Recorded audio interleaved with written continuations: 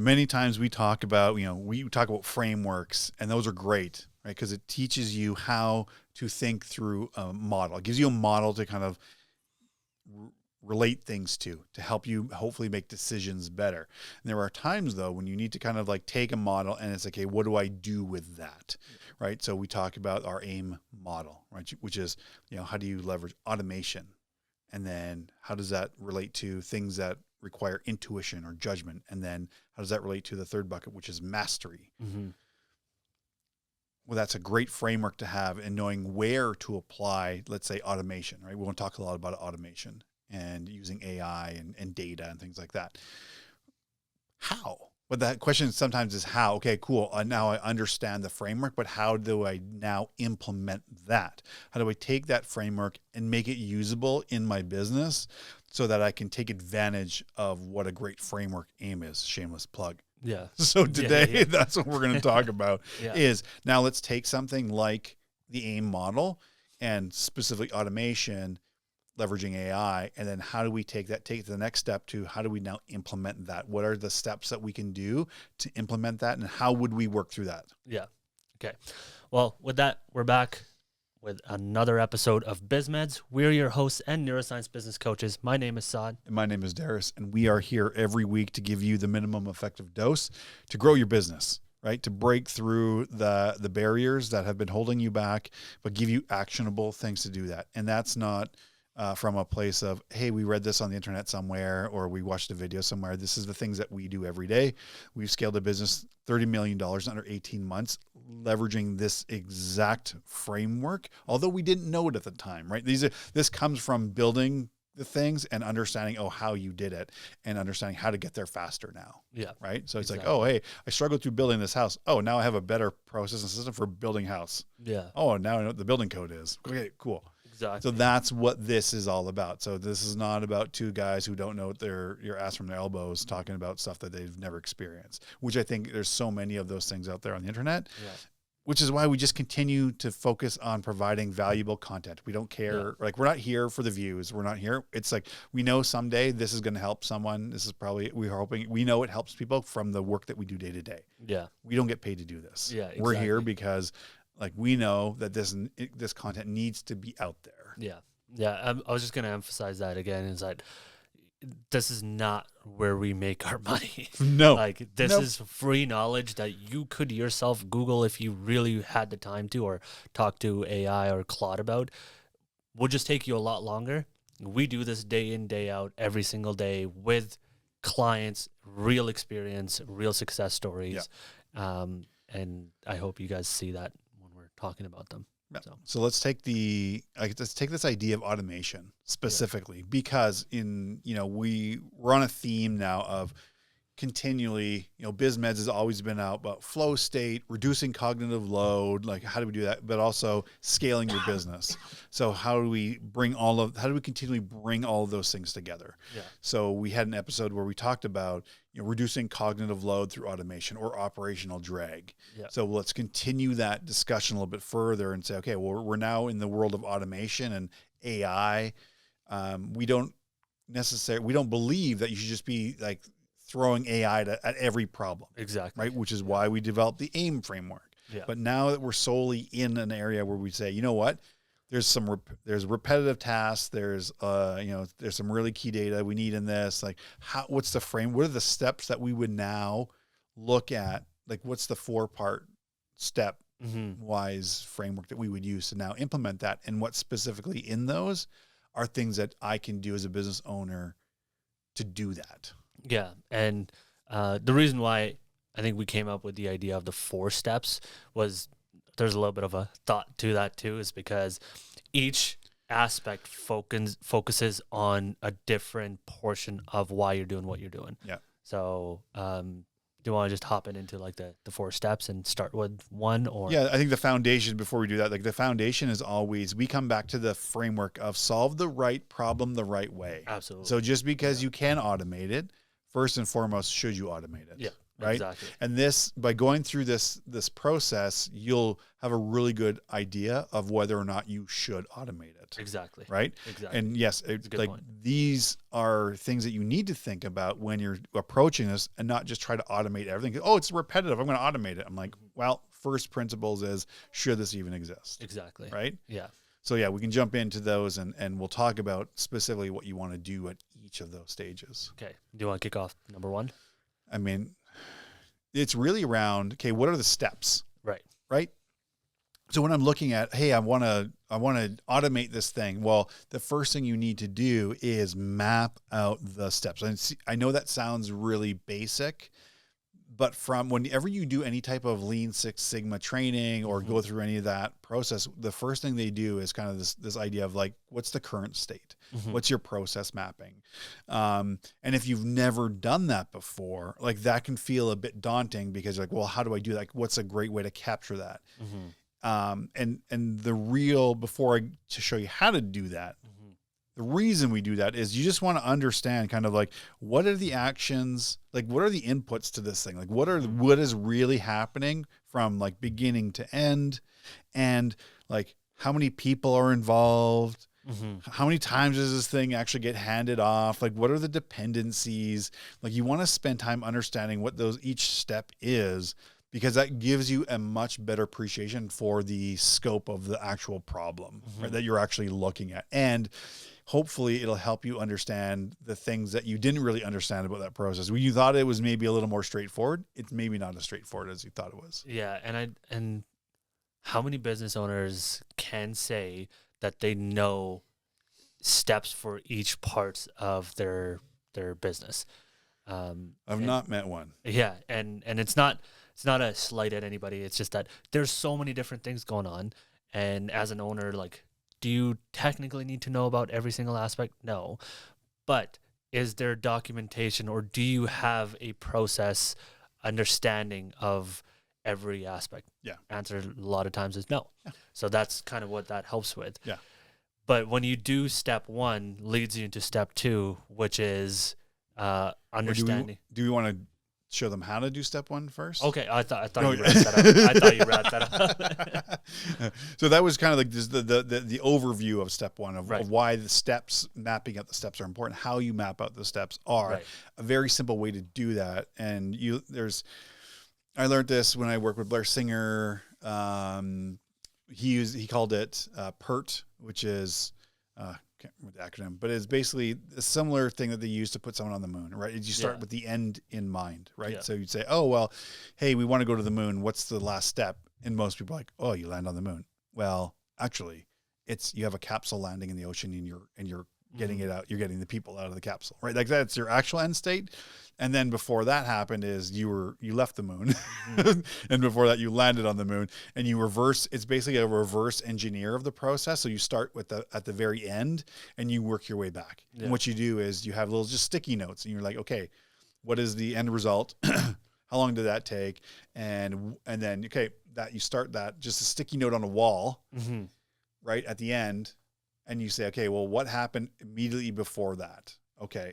And you just work your process backwards, and you can go the front way and say, okay, where does this start? But use a sticky note. What is it? What's the step? And how long does it take? And then if it branches off somewhere, then you put it higher or lower to like show that, hey, there's a branch off on this, but that's a very easy way. Yeah. Like using sticky notes on a nice, wall in your office will visually help you map out every step and how long it takes. Specifically, it's like, oh, this takes 3 days, and then it gets handed off to Mary over here, and then this goes to Bob over here, and this goes to Jim here, and then back to Susan over here. Well, does it need to go through those? But we're getting ahead of ourselves. It's getting a full understanding, but using sticky notes.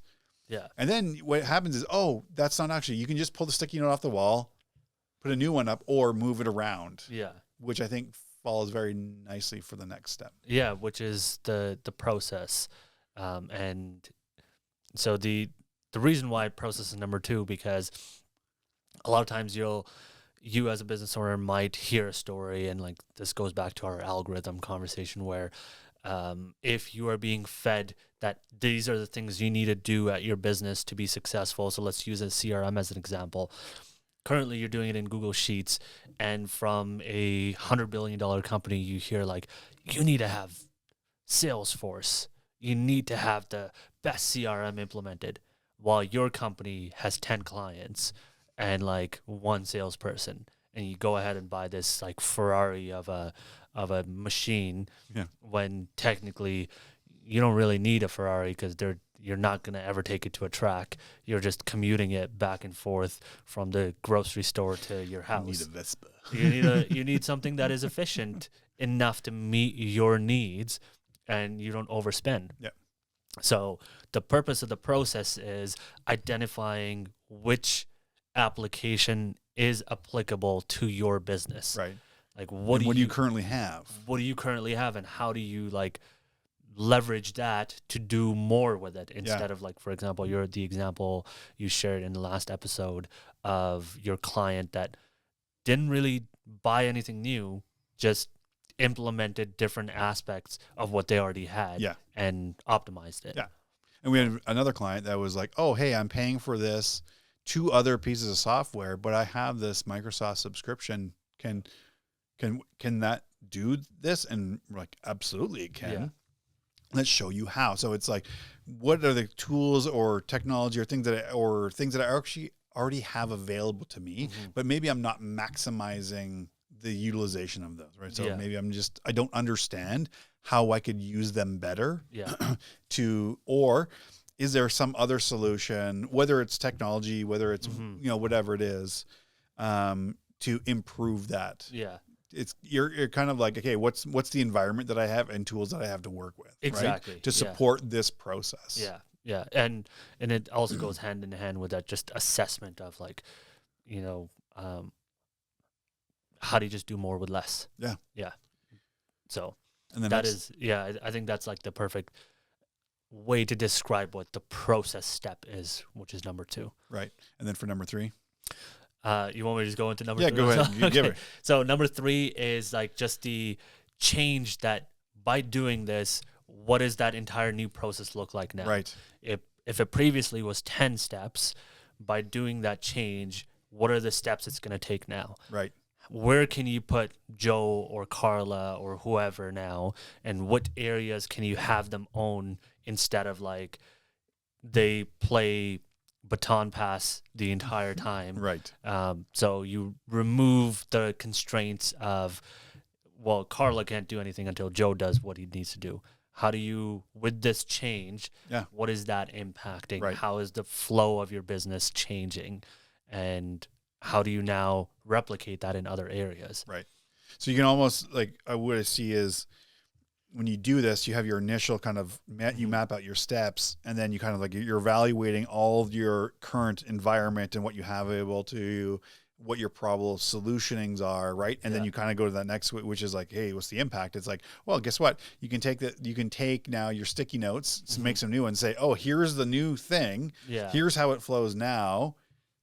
Okay, cool. Now it's, we've actually saved like 25 hours a week of someone's manual effort. Yeah. Cool. What is more important work that they can be doing now? Okay. Exactly. That's amazing. You now see it kind of very visually what that new process looks like to say, there it is. Yeah. And the funny thing is most people think that, oh man, that means like there's now less time to do what I do and my job is at risk.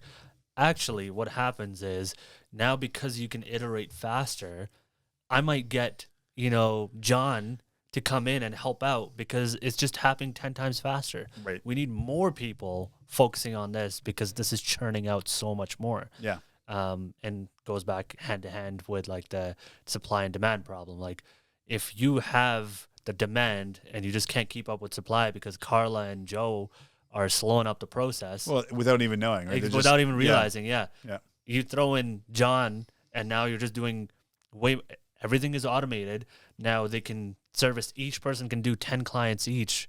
whatever this, Yeah. hypothetical situation is Yeah. about. Well, they're So- focused on the higher value human work, which is the stuff that is based on intuition or judgment, Exactly. strategy. Yeah. Like you're making decisions on important things, Exactly. and the other part, which is mastery. So you're able to now focus on more important skills, communication, leadership, things like that, building trust and rapport, coaching people, leading things, like helping people become better versions. Like those are the more important, like intangible, sometimes parts of your business that support it growing better. Yeah. And they now have that bandwidth to be able to do that. You have the bandwidth to be able to do that better. Yeah.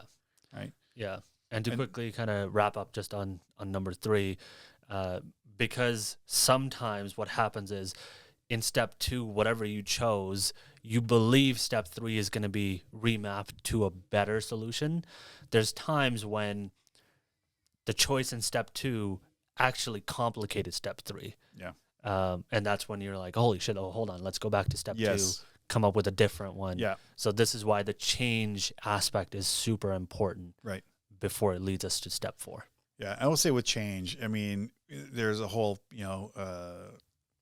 industry, change management. I'm like, fuck, man, change sucks. Like no one loves change, but if you have a organization that you have instilled with like change is not bad, right? Like we all go through change. The funny thing is we know none of us loves the change, but every time the change happens, we adapt. Like we always adapt. Yeah. So so I always had a big rub with this idea of like change management. I'm like, hey guys, guess what? Things change. Yeah, exactly. Let's be adults here. Like that's what the sign of growth is. Like, and by the way, we're not saying, hey, we're going to change things for the sake of change things. Yeah. Like this is why this process exists, is so that important. we're understanding, okay, what does this actually mean? Yeah. And by giving the people the why, it helps them kind of manage that internally a little bit better.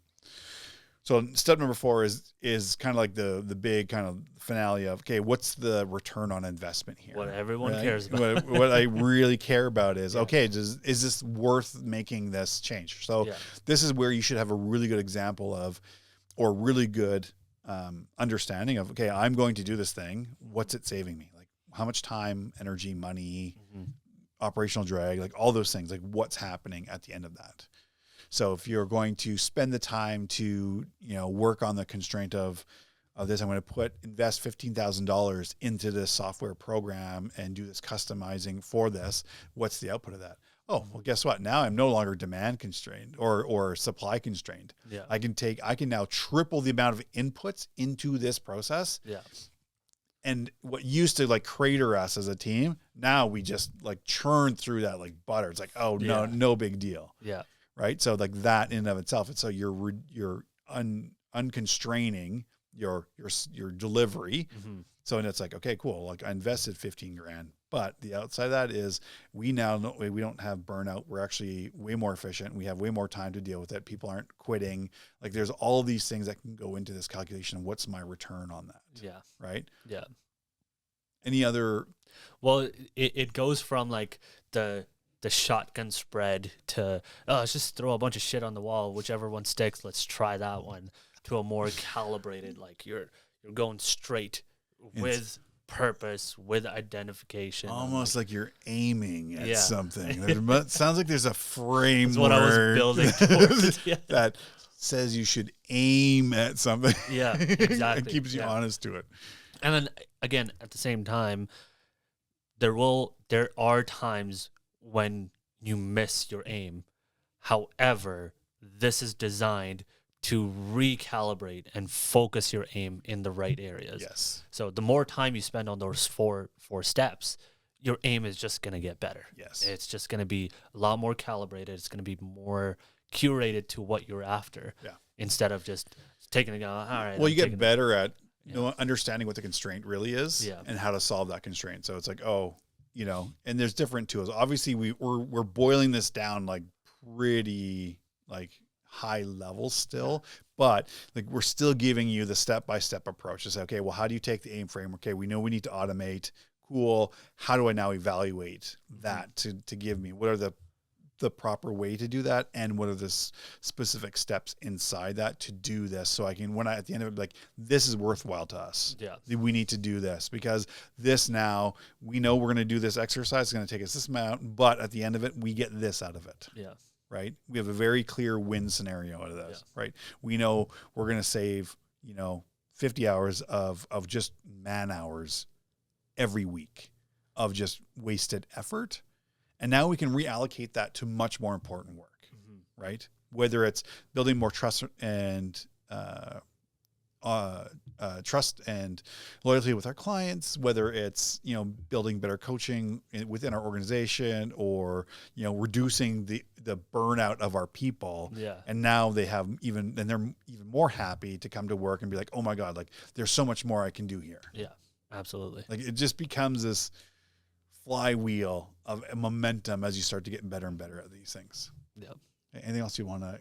No, I think that's why the 4 steps are designed the way they are, because if we didn't cover it in those 4 steps, yeah, we missed absolutely. the ball. We absolutely did. We did not aim very well. Yeah, exactly.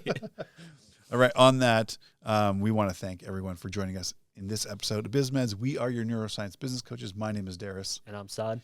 And we are here to give you the minimum effective dose today to help you scale your business, which is, how do you take a framework like AIM and specifically automation, and what's the specific steps you can take now to implement that? How do you take it into actionable steps to know how to automate, or when to automate something, and should you automate it? Exactly. Right. And that in turn should be there to help you scale better, because you have more resources operating more efficiently and effectively for you. Yeah. So if you have been like our biggest fan and supporter from day one, Saad's mom, there's no bigger OG. We love you. We thank you. Mom, thank you. Love you. Everyone else who's been along the way, we can't appreciate you enough for showing up and watching our sometimes ridiculous videos. Yeah. And if you're new, thank you for joining the world of BizMeds. We hope you stick around, like, subscribe, all that stuff. If you found something that you enjoyed, share it with someone, because we obviously, like we said, we don't get paid for this, but we're here for business owners. And remember, you're just one day away from the life you always dreamed about. We're going to see you in the next BizMeds episode.